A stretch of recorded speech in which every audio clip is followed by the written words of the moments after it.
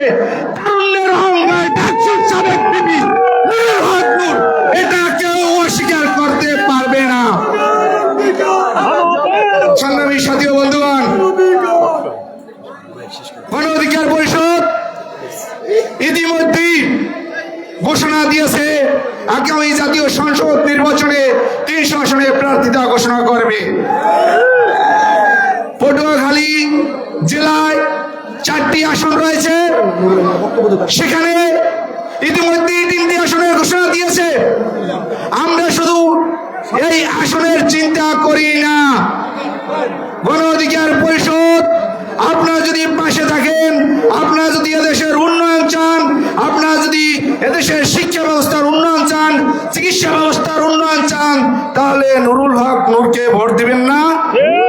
আপনারা কি চান না আপনাদের অধিকার পেতে? আপনাদের যদি অধিকার পেতে চান, তাহলে আজকে স্পষ্টভাবে আমরা বলে যাচ্ছি, এখানে এই গলাচিপা 10 মিনা পটুয়াখালী 3 আসনে আরো অনেক দলের নেতা আছে, এখান থেকে প্রতিনিধিত্ব করবে। পটুয়াখালী 3 আসনের নেতা নুরুল হক নূর যেখানে যেতে তার কোনো বাধা আসবে না, সেখানে অন্য অন্য দলের নেতাদের যেতে 10 ধাপ পার হতে হবে। ওই মন্ত্রণালয়ে ঢুকতে 5 ধাপ পার হতে হবে। সুতরাং নুরুল হক নূরের সেই স্কোপ আছে, নুরুল হক নূরের বাংলাদেশের সম্ভাবনা আছে।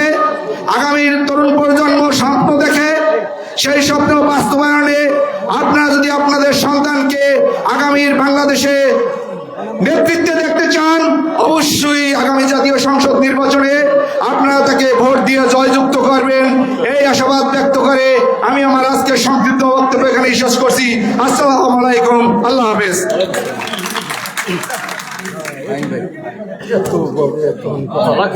ধন্যবাদ রবিউল ভাইকে গুরুত্বপূর্ণ বক্তব্য রাখার জন্য। এ পর্যায়ে আমাদের মাঝে বক্তব্য রাখবেন বাংলাদেশ গণ অধিকার পরিষদ কেন্দ্রীয় কমিটির উচ্চতর পরিষদ সদস্য, পটুয়াখালী 1 আসনের কান্ডারি, আমাদের প্রাণ প্রিয় পরিচ্ছন্ন নেতা কৃষিবিদ জনাব শহীদুল ইসলাম ফাহিম ভাই। কৃষিবিদ জনাব শহীদুল ইসলাম ফাহিম ভাই।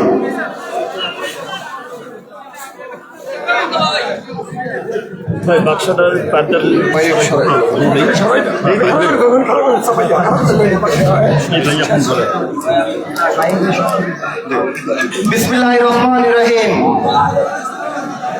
প্রিয় 10 মিনা গণচিপার নেতৃবৃন্দ, আজকে বিপি নুরুল হক নূর ভাই 10 মিনা পথসভা শেষ করে আরেকটা পথসভায় যোগ দিবে।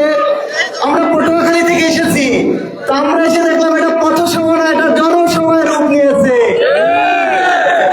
আপনারা প্রমাণ করে দিয়েছেন বিপি নুরুল হক নূরের প্রতি আপনাদের ভালোবাসা। আমরা ভোট চাইতে আসিনি, আমরা আপনাদের ভালোবাসা দেখে বুঝে গিয়েছি এই গলাচিপাতে বিপি নুরুল হক নূরের বিকল্প কেউ নাই। একজন উপদেষ্টাকে ফোন করতে যদি আমরা বলি যে ভাই এই সমস্যাটা হয়ে গেছে, উপদেষ্টাকে ফোন দিতে হবে।